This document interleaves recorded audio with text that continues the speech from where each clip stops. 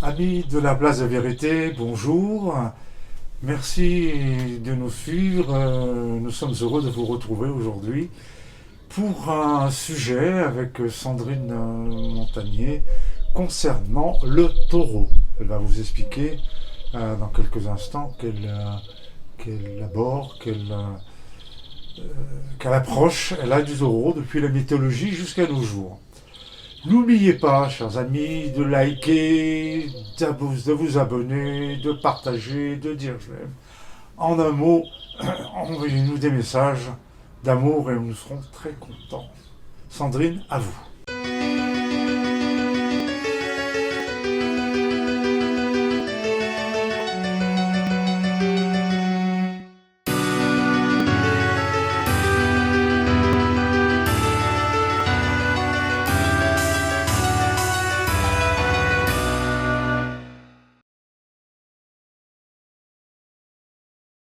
Sandrine, bonjour. Donc vous allez nous détailler aujourd'hui toute l'histoire de la mythologie à nos jours d'un animal plutôt imposant, mais qui à la fois est féminin, à la fois est masculin. Vous allez nous expliquer tout ça. À vous. Alors effectivement, aujourd'hui, je vais vous parler du taureau. Alors dans un premier temps, le taureau, son lien avec le matriarcat. Ensuite, comment le taureau a été utilisé pour faire tomber le matriarcat, les cultes à mystère qui en ont découlé, et puis voir un petit peu, peut-être dans la Bible, comment on retrouve ce taureau qui est finalement assez caché, et puis le taureau aujourd'hui. Donc Sandrine, si je comprends bien, si je vous suis bien, vous allez démarrer votre exposé sur le matriarcat, sur le taureau primordial. Donc je vous laisse la parole. En effet. Alors, la grande déesse, on est autour, on peut pas, je vais vous parler plutôt d'une période entre 7000 avant Jésus-Christ et 2000 à peu près. Voilà. Donc, on est dans le matriarcat et on a la grande déesse. Et cette grande déesse, elle maîtrise la fertilité. Et donc, en maîtrisant la fertilité, elle maîtrise aussi les animaux. Et souvent, on voit la grande déesse portée par l'animal, portée par le taureau, portée par le lion, portée par le cheval. Et véritablement, c'est une notion de maîtrise sur ses forces vives, sur ses forces de fertilité. Donc, cette grande déesse, parfois, on l'appelle aussi la taure divine. La taure, en fait, c'est la vache. D'ailleurs, en québécois, on a conservé ce nom de taure pour désigner la compagne du taureau. Donc, c'est la vache divine. On la retrouve en plusieurs représentations. On peut même la retrouver jusqu'avec Artémis, par exemple, qu'on voit arborant des... alors, on imagine parfois des seins tout autour de sa poitrine, mais sur certaines versions, on imagine aussi que ça puisse être des testicules de taureau qui ont été portés donc sur la déesse pour la fertilité. On a un exemple qui est très intéressant aussi, c'est Kastal Oyuk, donc qui est en Anatolie, en Turquie. Là, on est 7000 avant Jésus-Christ et on a retrouvé des espaces, des chambres avec des cornes de taureau, en fait, des cornes et on dirait des massacres aujourd'hui de taureaux, c'est-à-dire la tête et les cornes. Vraisemblablement, on imagine que c'était plutôt des chambres destinées à la hiérogamie, c'est-à-dire à l'union de la grande déesse et de cet amant taureau. Parce qu'en fait, l'amant taureau, on le retrouve régulièrement. c'est un homme qui va être désigné par la grande prêtresse, qui est une représentation terrestre de la grande déesse, et qui va accompagner cette grande prêtresse pendant la grande année. Cette grande année, elle dure entre 4 et 8 ans. Et donc, il va être vraiment le consort, le comparse, il va vivre avec, et donc il va la fertiliser aussi. Donc on est dans des actes sexuels, mais des actes sexuels divinisés, sacrés. Et donc au terme de cette grande année, cet amant va être tué. Et il va être tué par le successeur.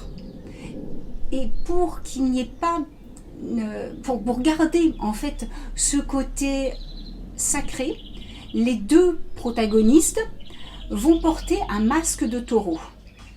Donc il y a en fait une opposition des deux taureaux, l'un face à l'autre. On le retrouve dans un mythe avec Inanna et Dumuzi. Là encore, Dumuzi, à chaque fin d'année, il va entrer aux enfers et il ne va revenir qu'au printemps. On a à nouveau ce cycle. Donc c'est une mort qui est symbolique, mais qui était aussi une mort réelle.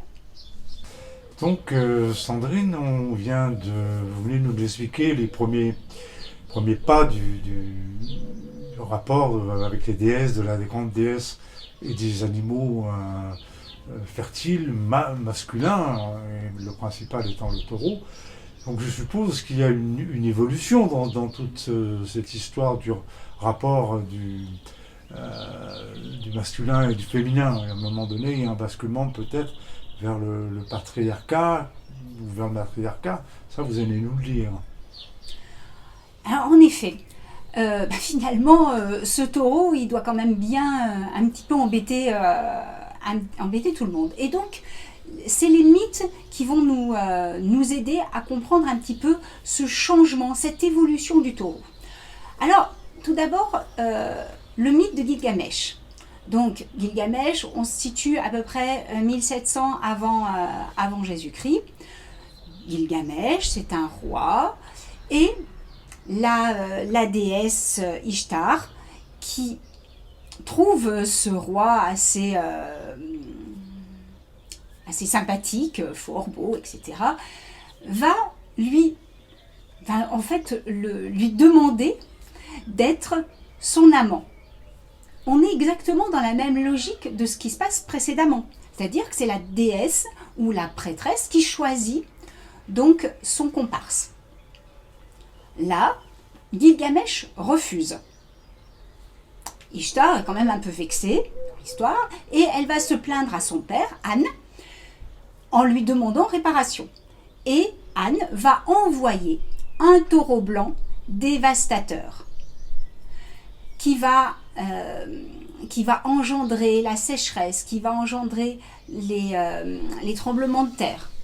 Et donc, Gilgamesh va lui combattre ce taureau. Et il va le combattre avec son ami Enkidu. Et petite histoire quand même, c'est que Enkidu, à la base, il y a d'abord un combat avec Gilgamesh, mais Enkidu est représenté sous forme d'un taureau.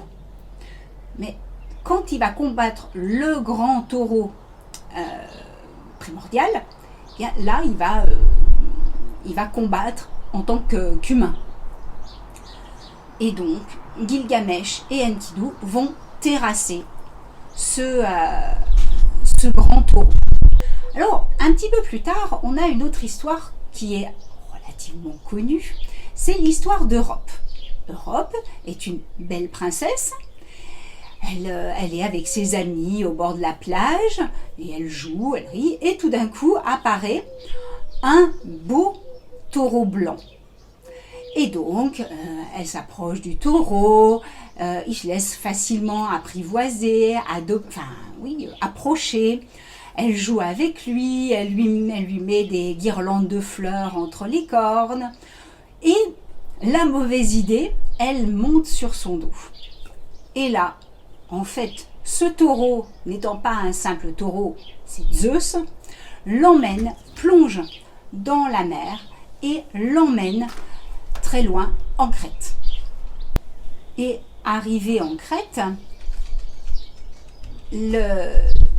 Zeus dépose Europe près d'un platane sacré. Il se transforme en aigle, parce que bon, une fois le taureau n'était pas suffisant, et là, il la viole. Donc, on avait vu déjà la grande déesse qui chevauchait l'animal, qui chevauchait le taureau. Là encore, on a cette idée, sauf que la fin n'est plus la même. Là, c'est plus la déesse ou la prêtresse qui maîtrise l'animal, c'est l'animal qui devient le possesseur, en quelque part. Donc, de cette union vont naître 3 fils, Minos, Rhadamante et Sarapé. On continue d'avancer dans l'histoire et on va retrouver à nouveau une histoire avec un autre taureau blanc. Mais cette fois, c'est Minos, donc le fils d'Europe, qui va être dans le mythe. Donc, Minos veut devenir roi de Crète. Mais il a donc ses frères, comme je vous l'ai dit. Il va faire une espèce de pacte avec Poséidon pour asseoir sa légitimité. Et il va demander à Poséidon de faire apparaître, quand il voudrait, un taureau blanc des flots.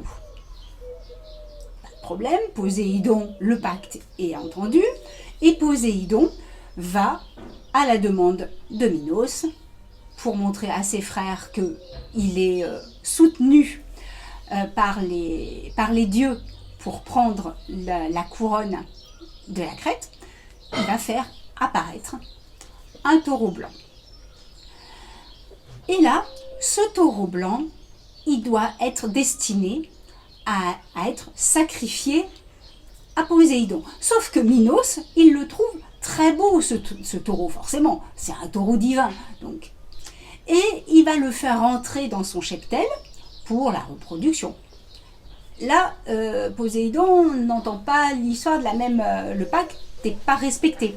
Et donc, Poséidon va faire descendre sur Pasiphaë, donc l'épouse de Minos, une passion irrésistible pour ce fameux taureau blanc. Donc, Pasiphaë devient amoureuse de ce taureau et va demander à Dédale de lui construire une vache en bois afin de s'unir à ce taureau.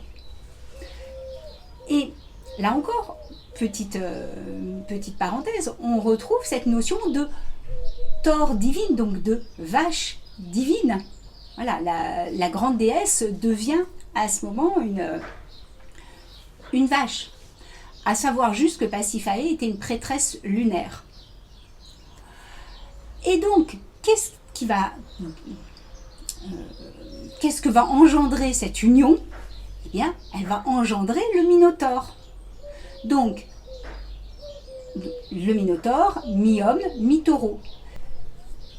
Et cette histoire, donc, où elle accouche d'un taureau, en fait, d'un homme à tête de taureau, j'aurais pu l'évoquer tout à l'heure avec l'histoire de Catalozouk, c'est-à-dire qu'on voit une représentation de la déesse en train d'accoucher d'un taureau, d'un jeune taureau. Là, on a à nouveau un parallèle, mais là encore, où le taureau à Catalozouk était divinisé, là, le Minotaure devient un être monstrueux, contre nature. Donc, on reprend les mêmes les mêmes images que dans la version du matriarcat, sauf que toutes ces images, elles sont transformées, perverties. Et là, on a véritablement la chute du matriarcat au bénéfice donc du grand Dieu, le Dieu qui est barbu, qui est fort, qui est costaud, qui lance la foudre, etc. Sandrine, cette histoire, longue histoire du taureau n'est pas terminée, je suppose. Donc, quelle est l'évolution à travers l'histoire, jusqu'à nos jours, du taureau, de cette partie qu'on verra, je pense, avec vos propos, solilunaires, me semble-t-il. Alors, en fait, ce taureau, effectivement, ne va pas disparaître, mais il va être absorbé, il va être caché, couvert, et donc il va continuer à vivre sous la forme des cultes à mystère. Alors, le culte à mystère, c'est pas une religion, c'est véritablement un parcours où l'initié ne va pas chercher la foi, mais plutôt à se transmuter, à se transformer. Pour illustrer avec les mythes, c'est le mythe de Mitra qui va nous permettre d'illustrer ça. Donc, Mitra, on va souffler, donc c'est Apollon qui va souffler ça par le biais du corbeau à l'oreille de Mitra, qu'il va falloir tuer le taureau primordial.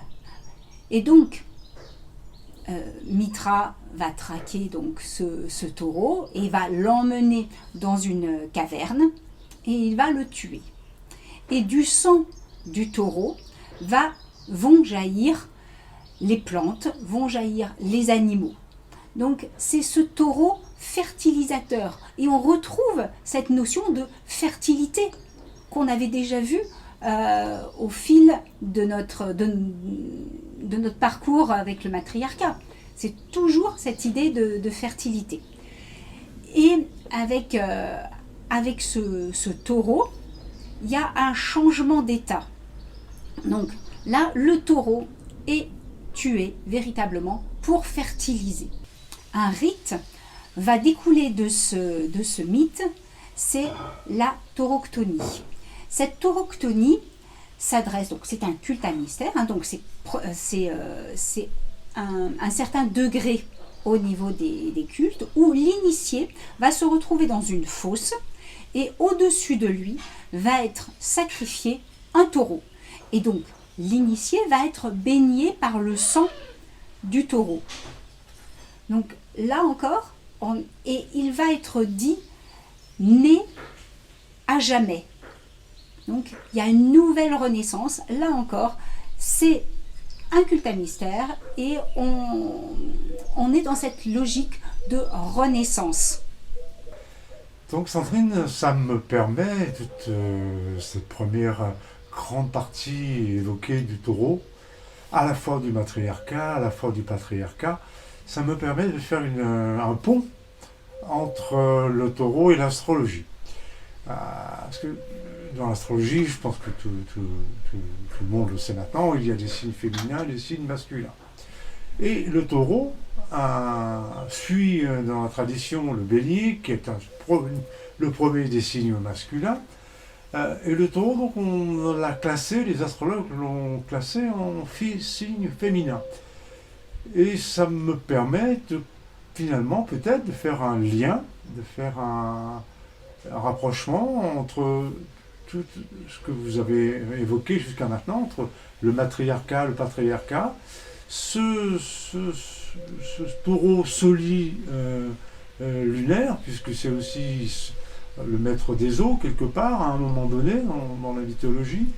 Donc, on peut penser que les anciens astrologues ont accordé au taureau une forme de féminité. Donc, ce serait presque l'être androgyne, finalement, quelque part, si j'ose dire, même si ce n'est pas le cas, parce qu'à la fois il est sous la maîtrise de deux planètes féminines, c'est-à-dire Vénus et la Lune qui est exaltée. Donc le féminin, donc toute la force féminine se trouve exaltée dans une force masculine. Et en astrologie, on l'a classé comme un élément féminin. Donc je vous redonne la parole pour justement peut-être compléter mon regard, en tous les cas, mon interprétation, il y en a probablement d'autres, du fait que le taureau soit aujourd'hui classé comme féminin. On n'oublie pas qu'il a été considéré comme une vache sacrée à un moment donné, que c'est redevenu un taureau, c'était un amant, ça a été après un élément fertilisant, donc tout est réuni chez le taureau finalement, en mythologie. Ce que vous évoquez est et c'est sans doute un des éléments qui m'a incité à chercher davantage sur l'idée du taureau. Parce que comment ce taureau viril pouvait être en fait un signe astrologique féminin. Pour moi, c'était quelque chose qui n'était pas compréhensible. Et en fait, quand on remonte un petit peu, donc toujours dans la mythologie, parce que c'est ce qui nous éclaire, on retrouve déjà la forme des cornes. Les cornes, souvent, ça a la forme d'une lune. Et le dieu Ur, en Mésopotamie, était appelé le jeune taureau, et c'était un dieu lunaire. On a vu aussi, par exemple en Égypte, Apis, qui sur son dos va, donc Apis qui est un taureau, un jeune taureau aussi, qui va emmener Osiris dans la Douate. C'est aussi il est aussi, lui aussi, il est lunaire. Mais il a une partie solaire à certains moments. Donc, il y a une espèce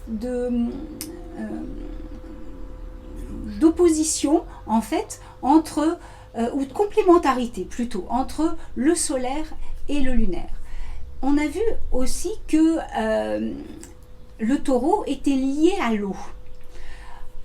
Par rapport à Poséidon, donc, qui fait jaillir des flots le taureau demandé par Minos, mais on a dans une autre histoire, c'est Achélos.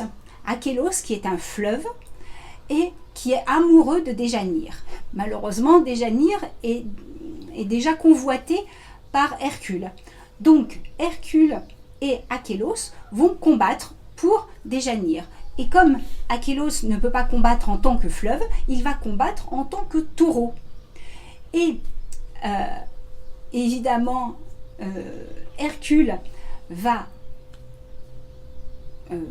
soumettre Achélos, il ne va pas le tuer, mais il va le soumettre, et il va lui arracher une corne. Et cette corne va devenir la corne d'abondance.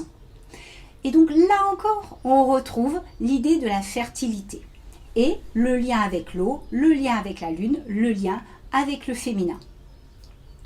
On va avoir un lien avec le côté beaucoup plus solaire, grâce à Mithra, parce que suite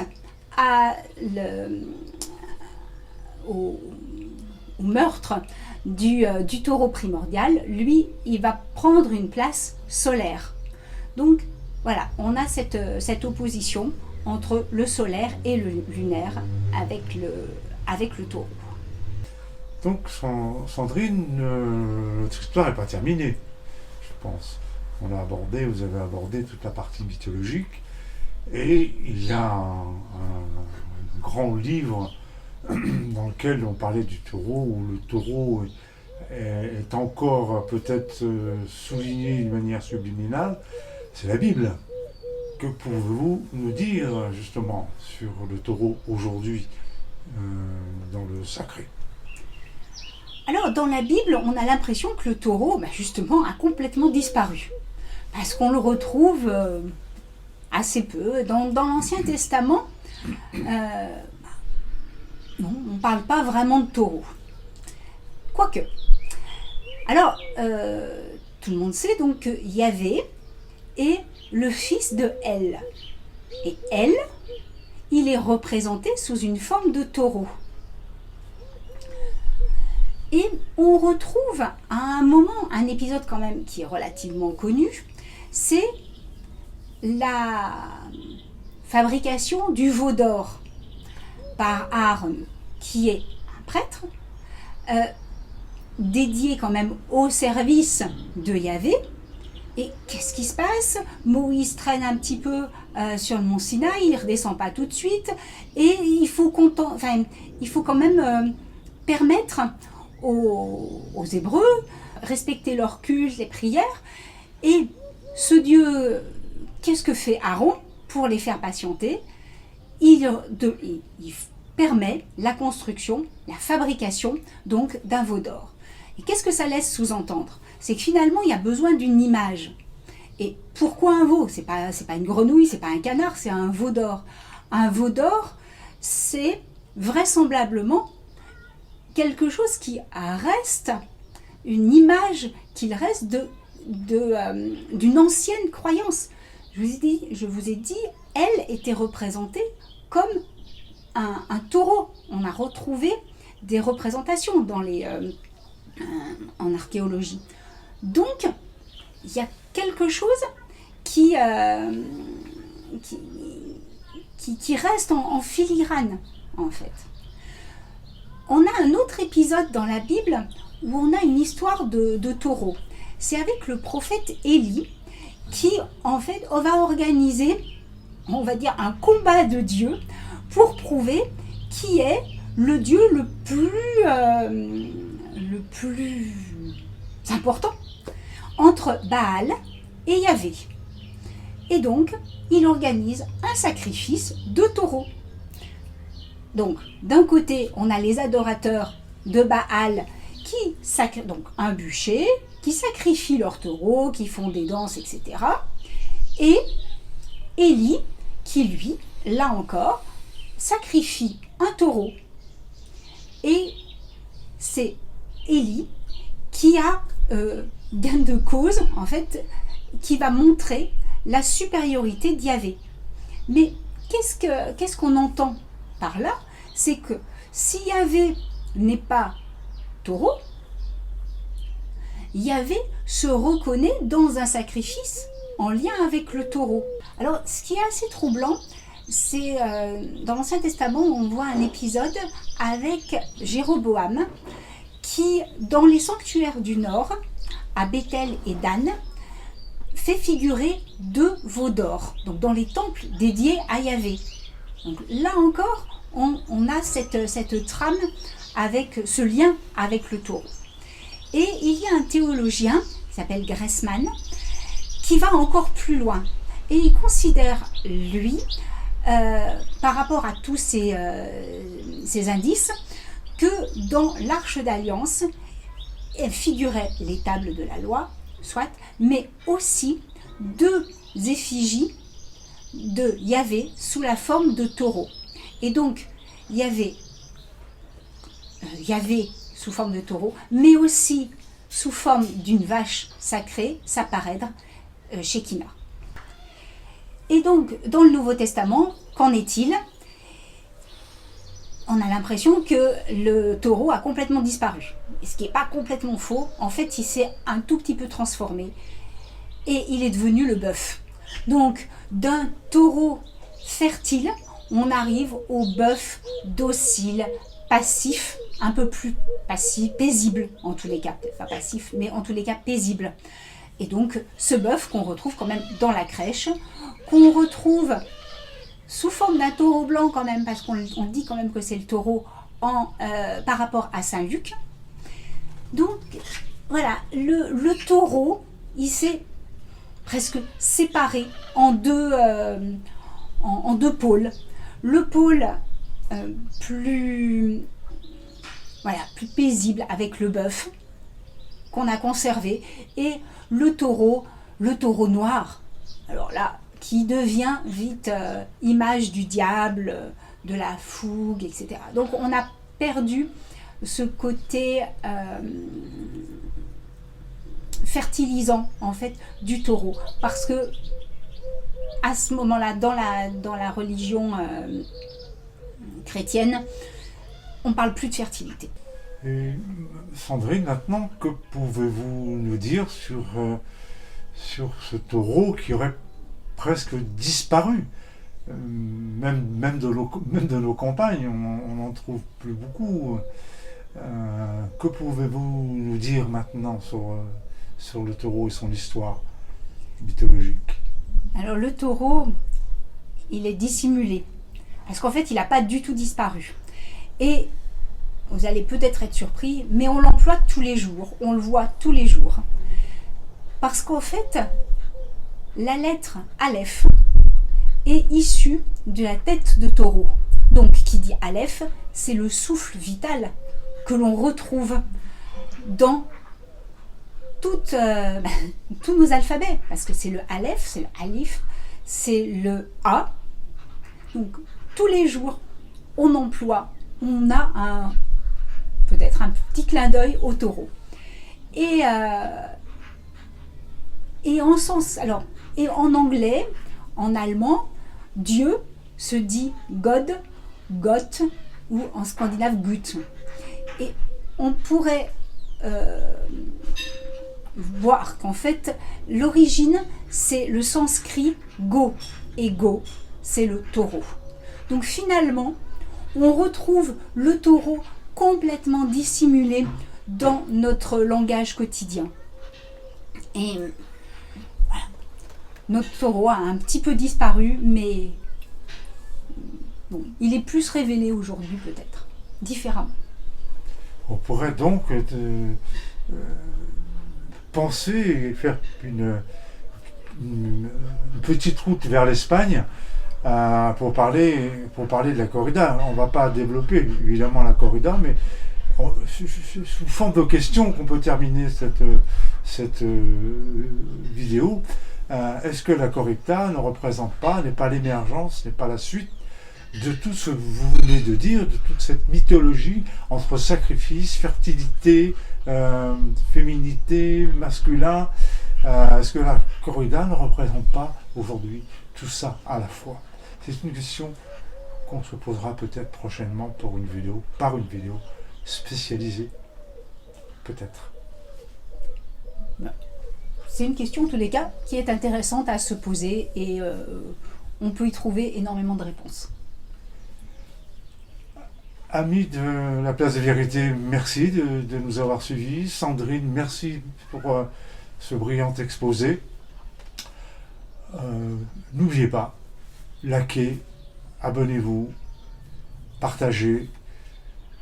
Les prochaines vidéos vont arriver également sur notre chaîne La Place des Vérités. Chers amis, bonsoir.